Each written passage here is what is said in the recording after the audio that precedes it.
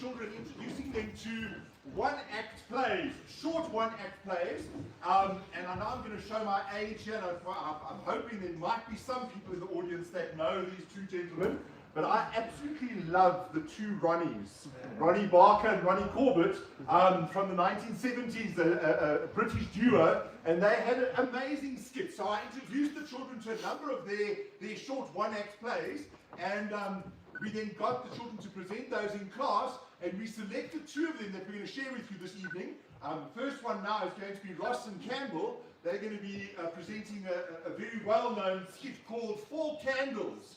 And I just want to set the scene for you. It's quite an old-fashioned hardware store where you can actually buy all sorts of things. So it's what do they call them? It's actually not a hardware store. Multi-serve, kind of a shop. And Campbell is the store owner, and Ross is going to come in, and there's a wonderful play on words that I hope you're going to enjoy. So sit back and relax. I'm going to hand over to the two Ronnies. Thank you, boys.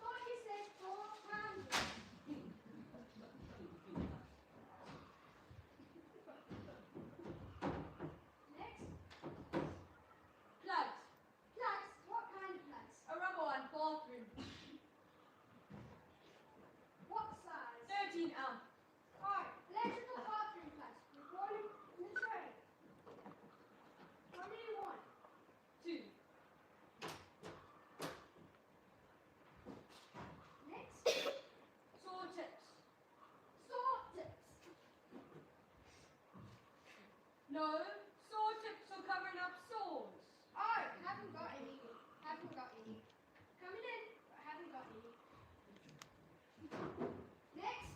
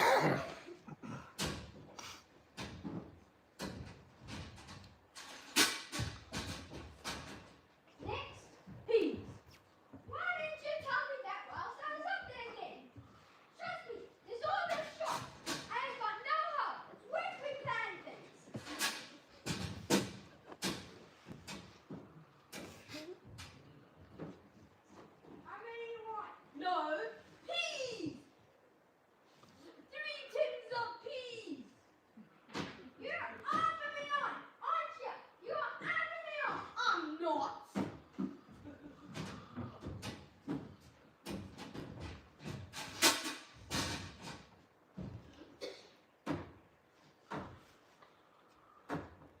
Next. Pumps. Pumps. Foot pumps. Come on. Foot pumps. No. Foot pumps. A brown one, size 9. Oh.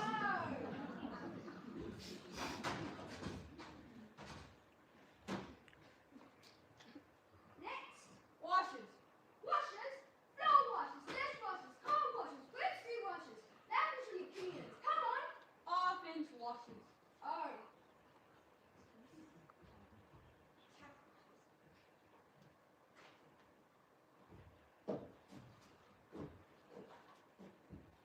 You know what? I've just had about enough of you. Give me that. What's this? What's that? Oh, I've had about enough of this. Mr. Jones, you come out and serve this customer, please. People these days. Right,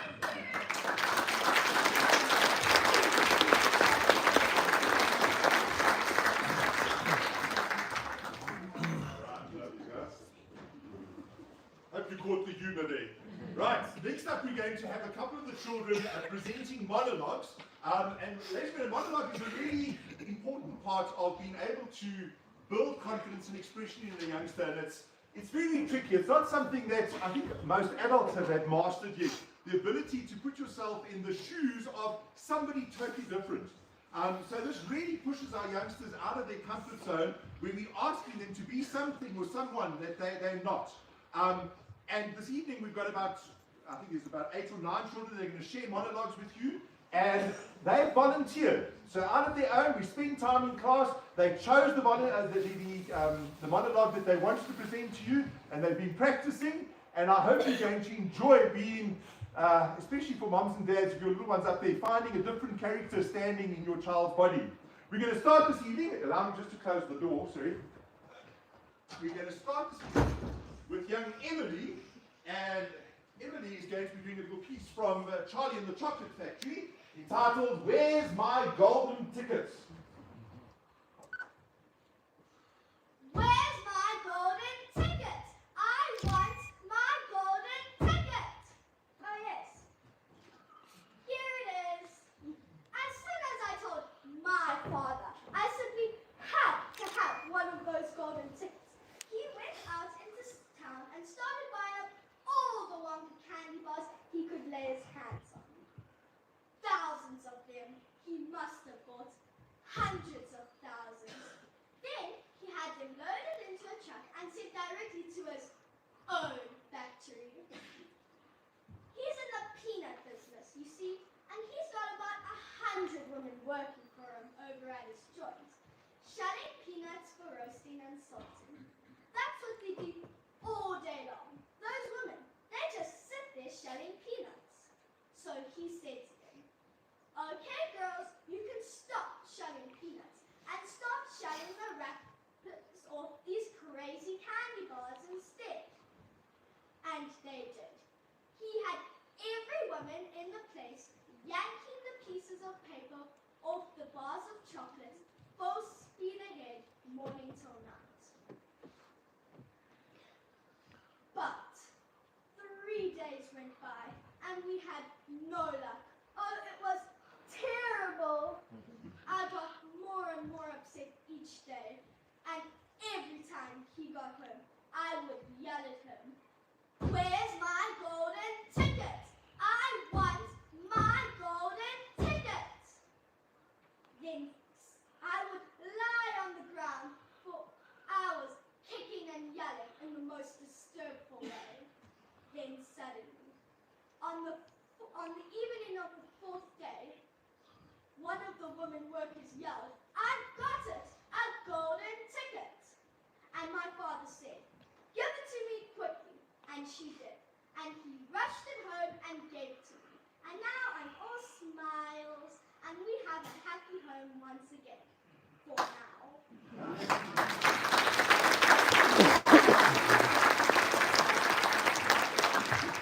Thank you, Emily. Now we're going to be transported to the world of Hogwarts. And we've got young Hope who's going to do a little piece out of Hermione. If you were wondering why the hair is so beautifully loose and free, it's because she's Hermione this evening. Thank you, Hope. Has anybody seen a toad? Oh, my Neville's lost one. Oh, I do magic. Let's see it then. Are you sure that's a real stuff? Well, it's not very good for the humans. I would try a few simple spells myself, but they've all worked for me. Nobody in my family is all magic. So it was such a surprise when I got my letter. That was ever so pleased, of course. I mean, this is the very best school for witchcraft there is. I got all our safe books over my heart, of course. I just hope it'll be enough. I'm Hermione Granger, by the way. Who are you? Pleasure. Harry Potter? Are you really?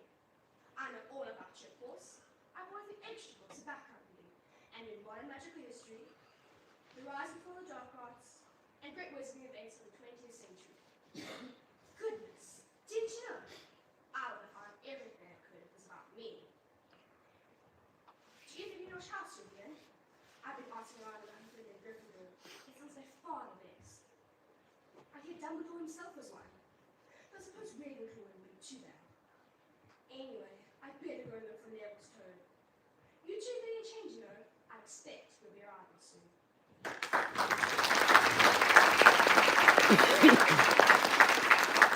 Thank you very much, Hope. Anna will now tell us about her adorable little sister. Thank you, Anna. I don't ever get enough sleep. You want to know why? Let me tell you why. Let me tell you all about it. I tried to sleep, but no.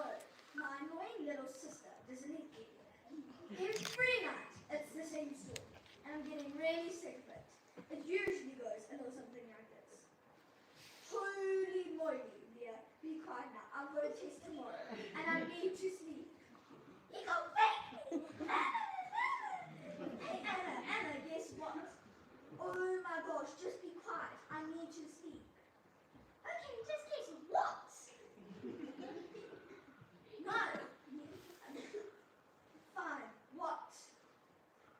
No, you have to guess. Fine. Pineapples, carrots, potatoes, what? Just please go to sleep. It's way past your bedtime. No, please.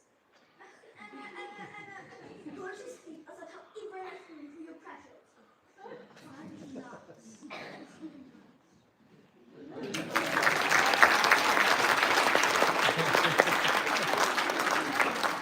Well done, Anna. Yeah, I think we all had little sisters and little brothers somewhere along the line. Next up, we've got a young witch, Miller, and she's going to be talking about good deeds and such. Alright, you witches, we got ourselves a PR problem here. Witches have a seriously bad reputation here in fairy tale land, and it's only getting worse since the Hansel and Gretel incident. I mean, come on, eating children? That's just low. The fairies are thinking of getting rid of all our magic. They can, and they will, unless we turn things around and prove that we can handle having it. They gave it to fairy tale land in the first place, and now they want to take it all back because they think we can't handle it. We have a crisis here. I mean, what's a witch without her magic?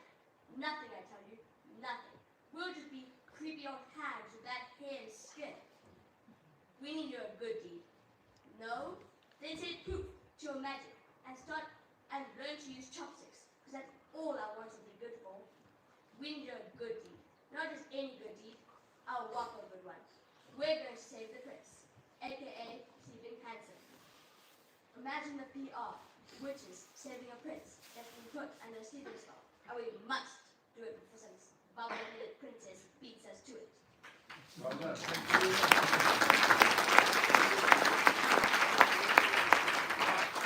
And I invite CP. She's going to come and tell us about her Prince Charming. Thank you, CP. Okay, people. I wish the point to start. I guess it does make a difference who I am. Do I need to be some poor nobody wannabe? Do I need some kind of kryptonite like a little pea? Did my prince get turned to a frog and now he's hiding in some creepy rock waiting for me to find him?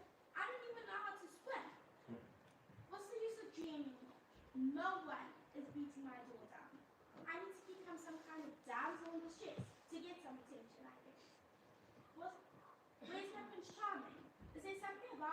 alarming. All I get is Prince Patrick, who spends his whole life handling. Or there's Prince Neville up, who's way too pretty in his clothes. All these boys make me want to grow. Why can't I find a man-sized prince who will sweep me off my feet and take me to faraway lands? He will hold me with his strong hands and devote his life to me. Is that what I want? Is that what I dream about? If I don't get it, will I forever pout and cry because I didn't get my way? I just want to feel special. I want to feel like they care. I want them to bravely face any challenge for me. Enter my heart if you dare. Lock me in a tower. Make me your precious flower. I want them to battle their way against dragons. Swim my life today.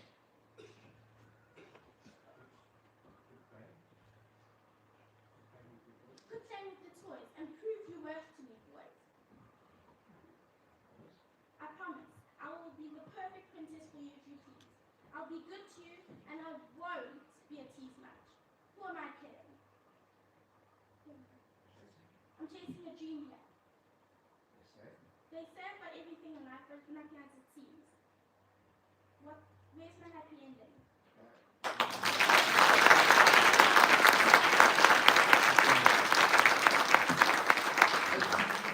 Next up we have Nadia, and she's going to watch the woes of the big bad wolf are.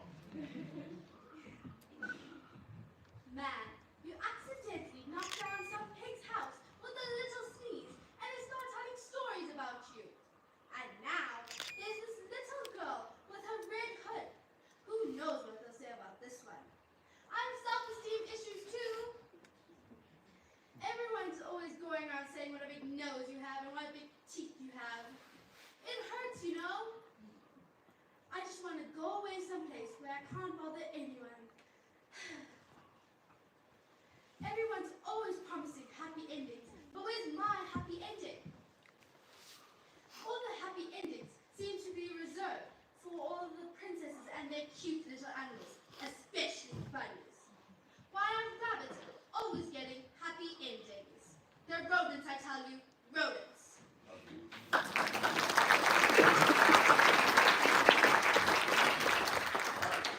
And the last of our monologues for now is Uko, and Uko is going to be talking to us about superheroes, and his piece is entitled Protecto. Right, Uko. I've always dreamed of being a hero, and I've tried everything to become super. I had a spider bite me. Huh, nothing. And I've got lots of itching.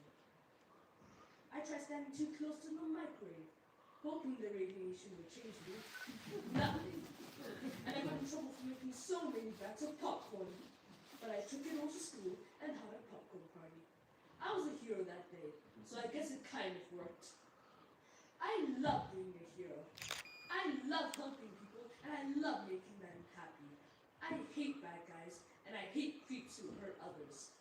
There's this kid at school. He's always hurting everyone.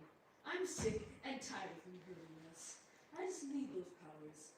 I need something to make him stop. Maybe if I eat more of the school lunches. Maybe after. If I get enough green hot dogs, and I'll catch up into, something's bound to happen. And I need a cool catchphrase like, gonna smoosh me a baddie. And a cool costume. Actually, last time I was in the bathroom, I found the perfect superhero name, Protecto. Instead of using a telephone booth like Superman, I could use a bathroom stove and use those Protecto seat covers as my cape, and a toilet paper mask. Nothing scares bad guys more than bathroom stuff. Or maybe they want them to give me a swirly. I better rethink this. The end, or how they say it in the comics, Excelsior.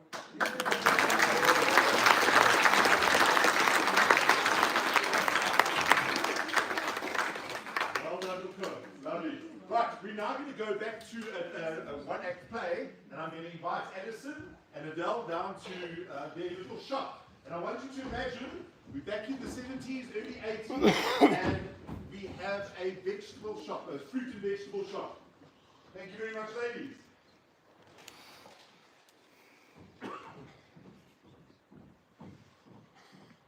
Ding! Ding, ding, ding, ding! I'm coming, hold your horses! What's the problem, man? My BlackBerry isn't working. Oh yeah, what's the matter? Run out of juice? No, it's completely frozen. Oh yeah, I can see that. Tell you what, let's try it on orange.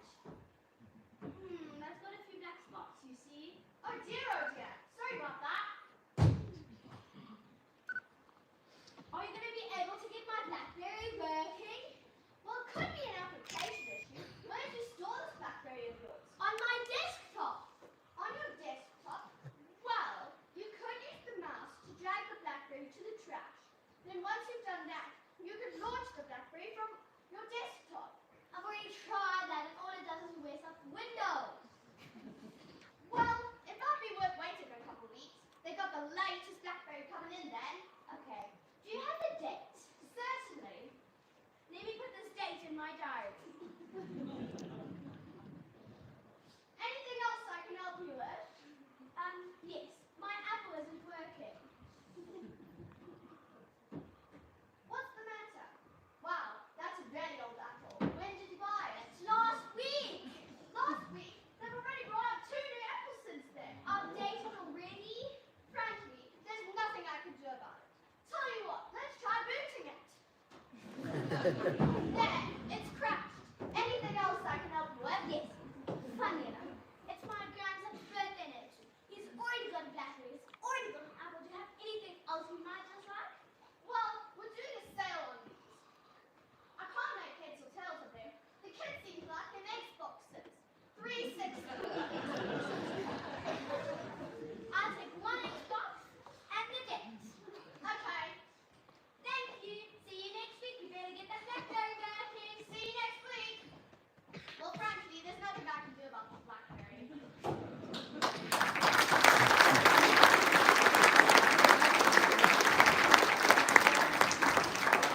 Thank you very much, girls. Next up, I'm going to invite Kaylee, who is also going to be presenting a monologue on the Big Bad Wolf. Thank you, Kaylee.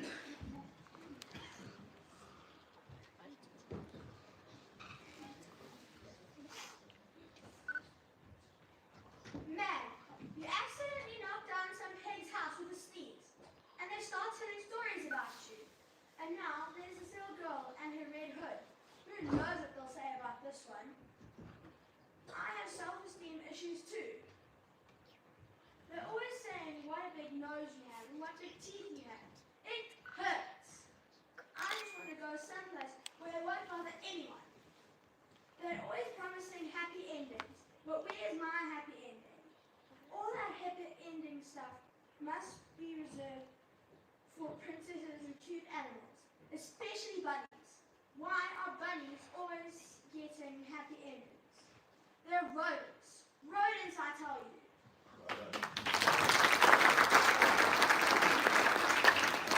Adriana is going to come and share with us. It's quite appropriate that this is her piece that she's chosen.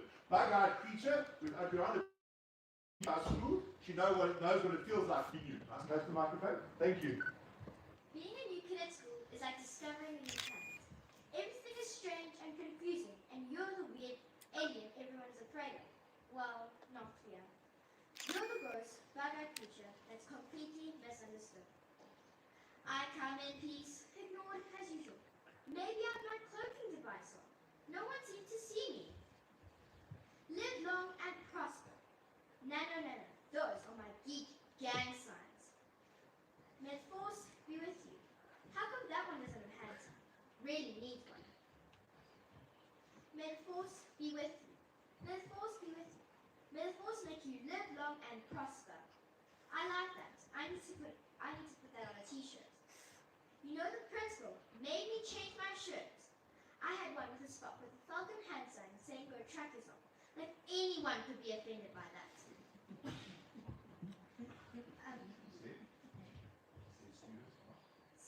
He said students are not allowed to wear anything with words on it. Isn't that ironic? A school banning words? School is not the place all stand out. They're the small bit they want everyone to fit into.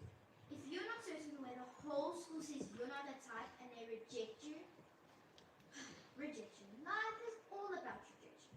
I'm proud to say that I've always been last picked for any school activity, especially when it comes to sports. I always make sure I'm not picked. And if I'm very lucky, they have too many team players, so I just have to sit out. To make sure I'm last, I always limp, so they think I'm a liability. And if they don't notice the limp, I add a nose pick, because who was impossible to a nose picker? That's a good idea for a hand sign. May the force be with you.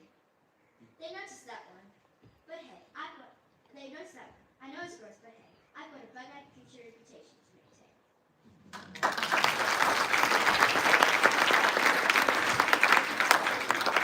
Thank you very much, my girl. Next up, we have Jen, and her piece is entitled Annoyed.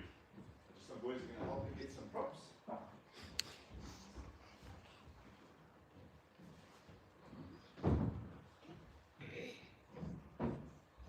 Have you ever wondered why I'm so annoyed? Well, I'll tell you. As I sat, as quietly as a weed, here she came annoyed. Really, all I wanted was silence, but she chatted away, speaking, mumbling, and yelling at me to listen. My ears rang with her voice. I ignored as much as I could, but the voice, whiny and high, too much to take. I spun around in anger and rage, eyes flaring fire. She looked at me pleasantly with a perfect, sweet smile. Her mouth gently closed, her eyes alit with laughter. She stood up and ran away before I could scream. Whoever said there was sisterly love had no idea what it's really like sometimes. Well done.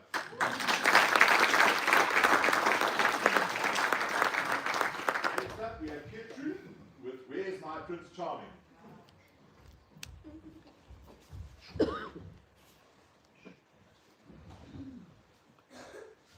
Okay, people.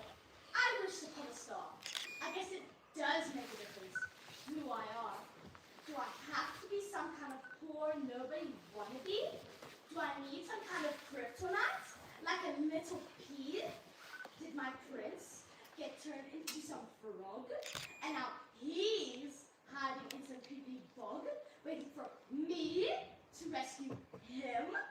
I get to know how to swim. What's the use of dreaming anymore? No one is beating down my door. I need to be some kind of damsel in distress to get some kind of attention, I guess. Where's my Prince Charming? Is there something about me that's alarming? All I get is Prince Hampered. Prince Pampered spent his whole life hampered by being royal stuck up. Or this prince never grow up. He's way too pretty in his curls. All these boys make me want to hurl. Why can't I find a man-sized prince who will sweep-wheel my feet and take me to faraway lands? He will hold me with his strong hands and devote his life to me.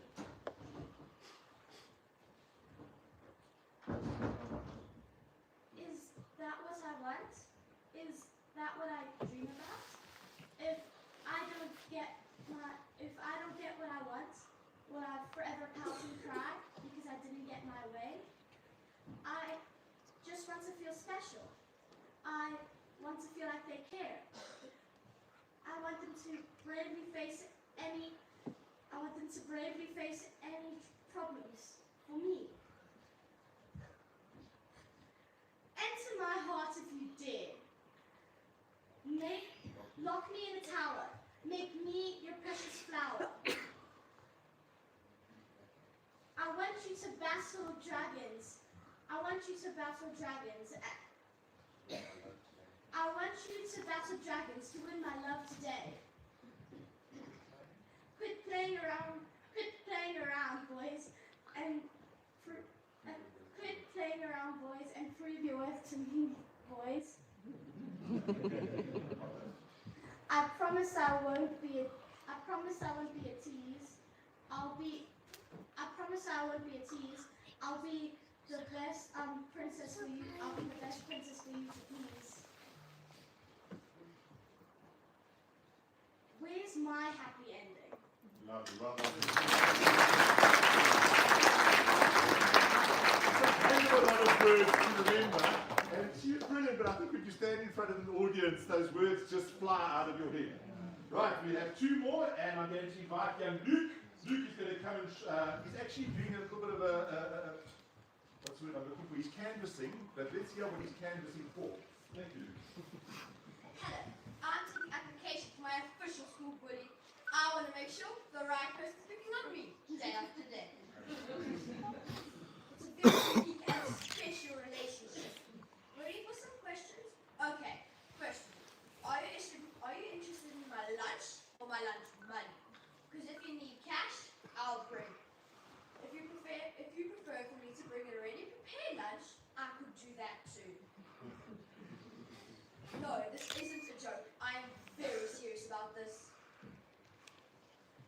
Or do you prefer I tell jokes? Are you the knock kind of guy where you walk up and knock on my head? Or do you prefer the walk in the bar jokes? I guess I could try and work up some dirty jokes too, but I guess that's more appropriate for your friends to tell, not your victims. We have to have the right kind of relationship here.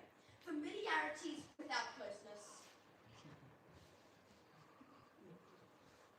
I can provide services such as homework preparation and go for in return I ask I only receive service at the end of the day. So I can go home and shower after. And then one more thing, the most important thing of all.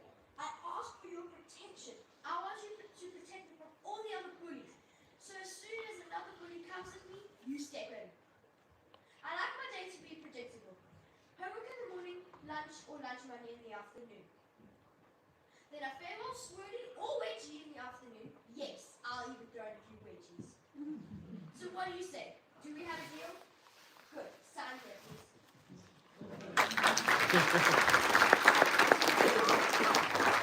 That's a unique concept, if you are regularly picked on, not a bad idea to actually choose who's going to pick on you.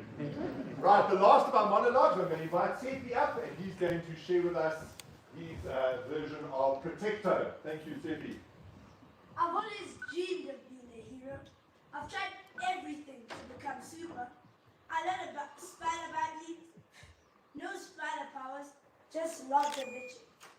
I tried standing too close to the microwave oven, hoping the radiation would change me. Nothing. And I got in trouble for making so many bags of popcorn. But I took it all to school and had a popcorn party. I was a hero that day, so I guess it kinda worked.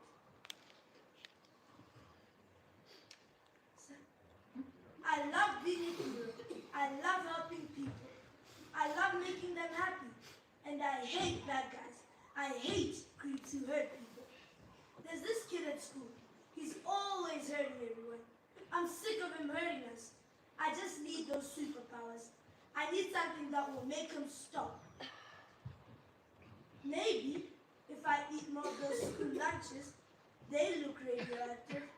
If I get enough green hot dogs and brown ketchup in me, something is bound to happen.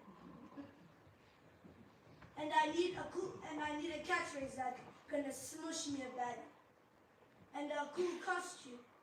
Actually, last time I was in the bathroom, I saw the perfect superhero name, Protector. Instead of a telephone booth like Superman, I could use a bathroom stall. And those Protector seat covers could be a cape and make a toilet paper mask. Nothing scares bad guys more than bathroom stuff. Or maybe it would just make them want to give me a swing. I better rethink this. The end. Or how they said in the comics, Excelsior!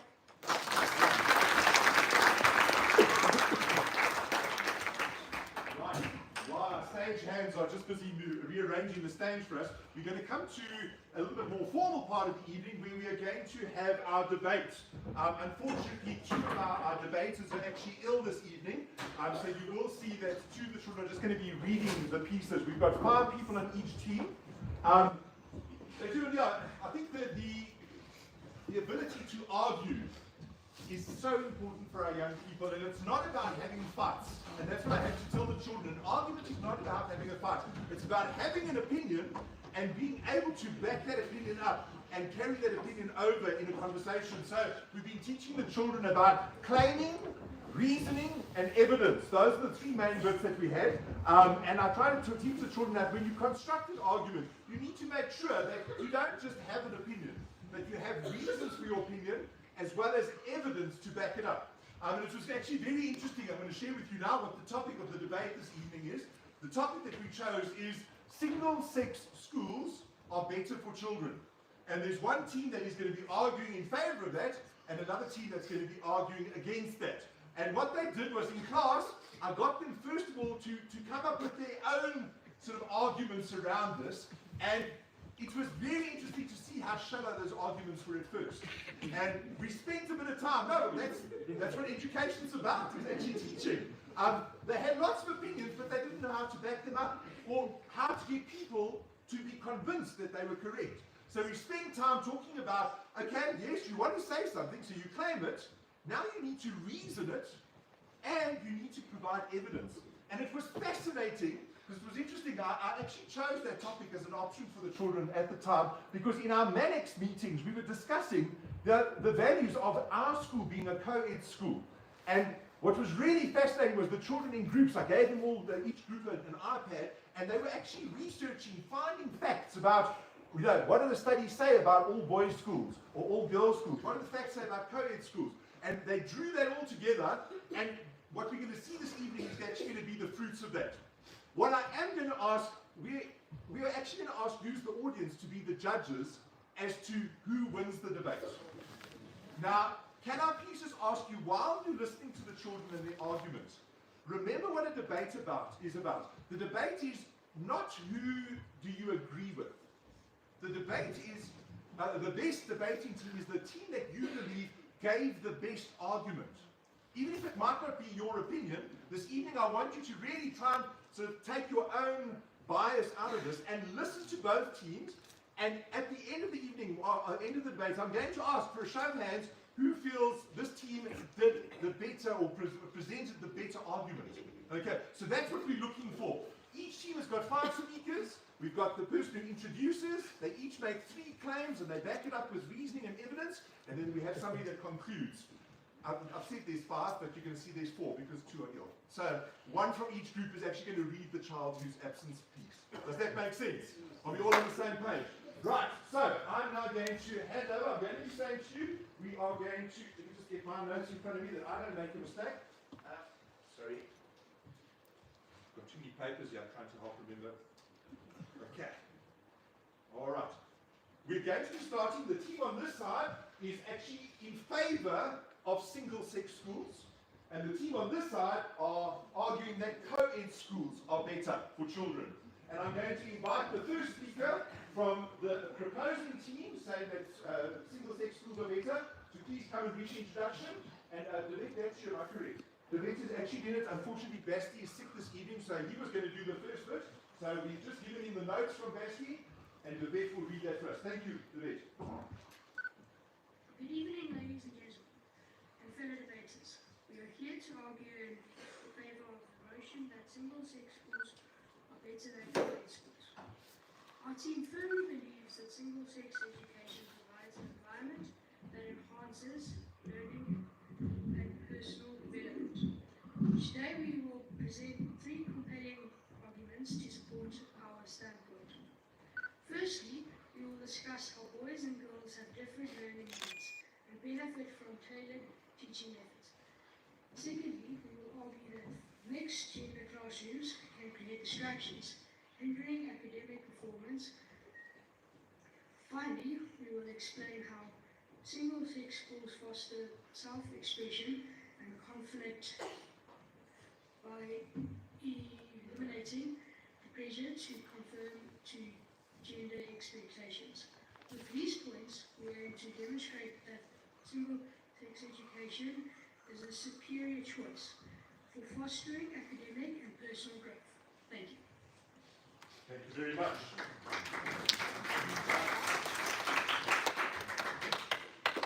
Ladies and gentlemen, and fellow debaters, today we are here to discuss an important topic. Single-sex schools are better than co-ed schools. Our team firmly opposes this motion. We believe that co-ed schools provide a more beneficial environment for students, preparing them better for the real world. Our arguments will focus on three main points. Number one, co-ed schools facilitate and promote mutual respect, preparing children for a diverse world. Number two, boys and girls think in different ways and tend to disagree with each other, exposing children to a broader range of perspectives. Number three, co-ed schools break down barriers and gender stereotypes, providing equal opportunities for all students. Now let's delve deeper into these points, starting with our first argument presented by my teammate.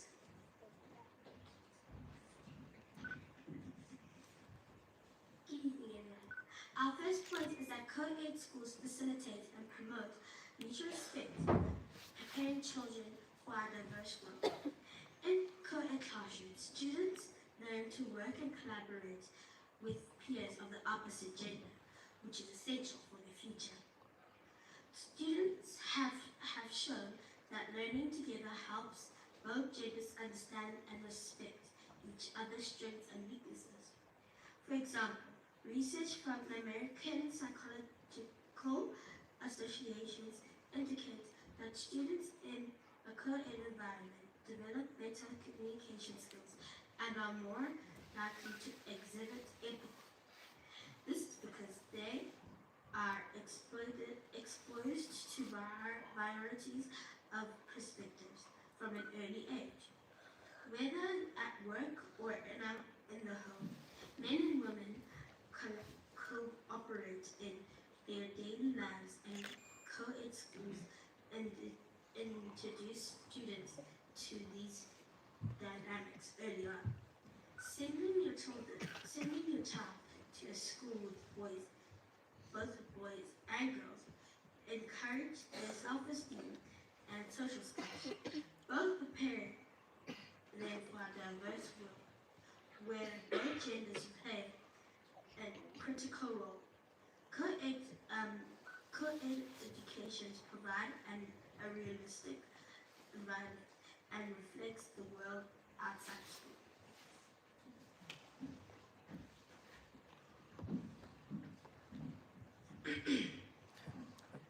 Good evening. Our first point is that boys and girls have different learning styles and needs. Research has shown that boys and girls perform better in different classroom environments. For instance, a study from a University of California found that girls learn more effectively in warmer classrooms, while boys perform better in cooler ones. In a single-sex school, the learning environment can be tailored to these specific needs, leading to improved academic outcomes.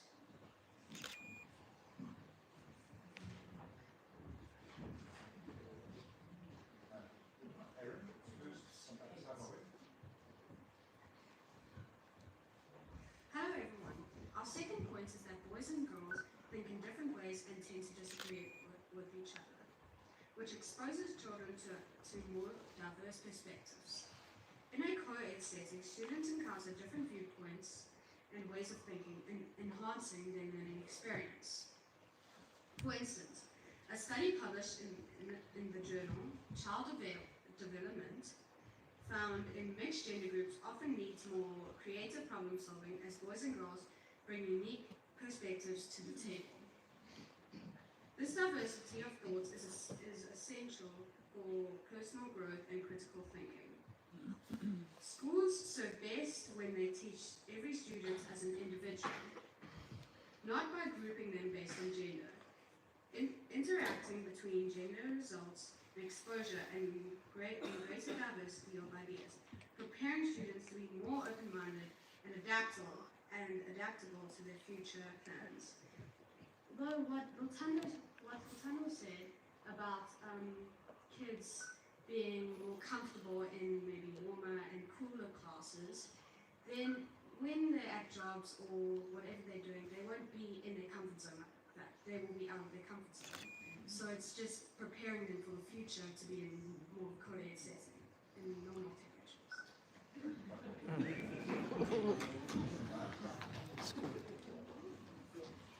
So after like Maddie said, you must just go look for a job in the kind of area that you do better at.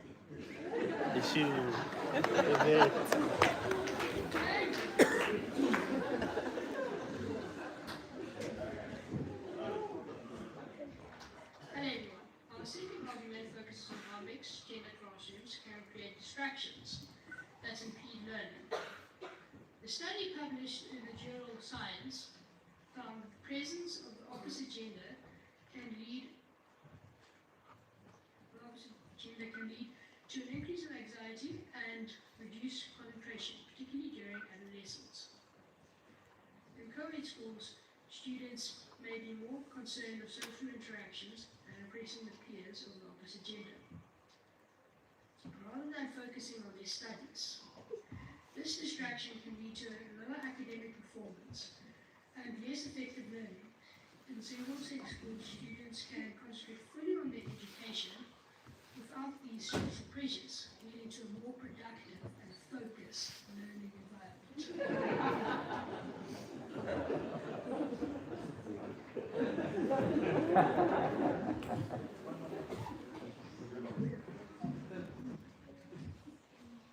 Good evening.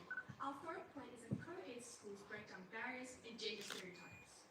In a co-ed environment, students learn to respect their opposite sex peers and are exposed to different viewpoints, which helps in breaking down gender stereotypes.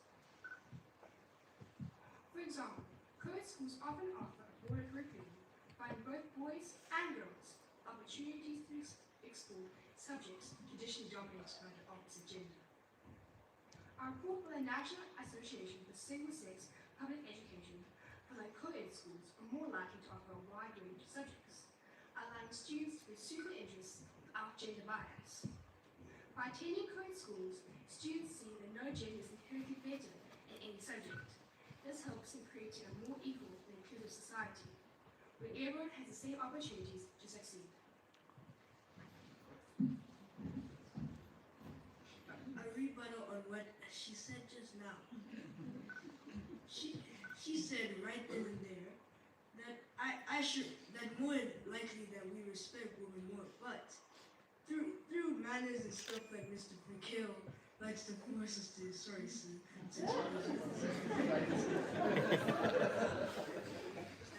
I kind of feel that I kind of feel less about what she is saying. Good day. Our third point is that single-sex education allows students to express themselves more freely in mixed gender settings. Students may feel that they need to conform to the gender stereotypes or fear judgment from the opposite gender. A study by the American Psychological Association found that students in single-sex schools reported higher levels of self-confidence and were more likely to participate in class discussions and activities without the worry of impressing or being judged by the opposite sex. Students can explore their interests and talents more freely, leading to better personal development and academic success. Single-sex schools provide a safe space for students to be themselves and pursue their passions without reservation. In conclusion,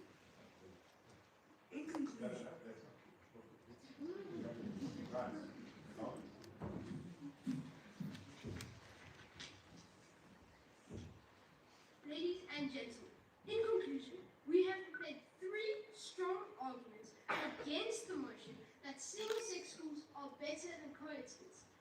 Co-ed schools promote mutual respect and prepare students for the diverse world.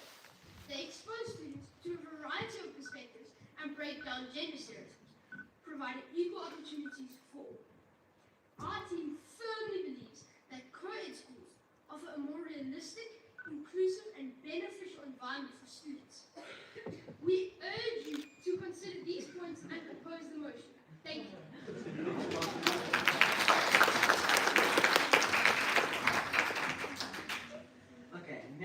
It was actually proved in the University of California that boys and girls do better in different environments, as I was saying.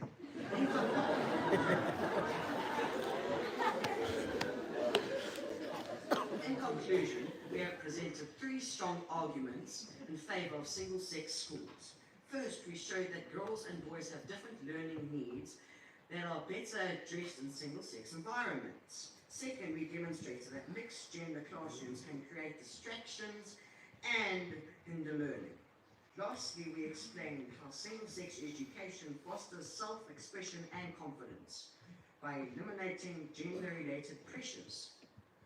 By considering these points, it is clear that single-sex schools offer a more effective and supportive educational experience. We urge you to support the notion that single-sex schools are better than co-educational schools. Thank you for listening to our debate.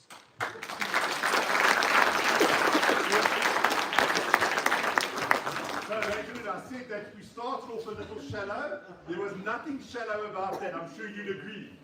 Right, now the hard work comes. I hope you've had a chance to listen to both sides. So would you mind putting on the house lights? Because I need to see. We're going to do by a show of hands. By show of lights. By show of hands, I'm going to ask, and please I remind you, this is who you believe, which team you believe presented the more compelling argument. It's not about whether sex schools are better or not. It's about which team did a better job. So with a show of hands, can I see for the team proposing single-sex schools? Hands up. Urge for you to vote for us. No pressure. Okay. Right. And proposing co-ed schools? Right.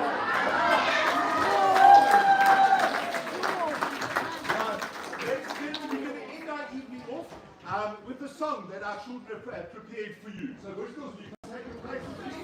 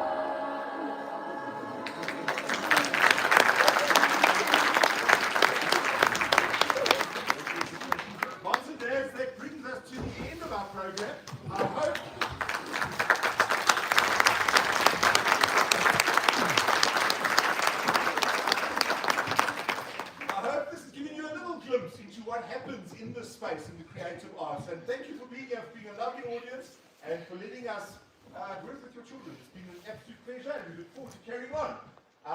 Drive safely. Thank you so much.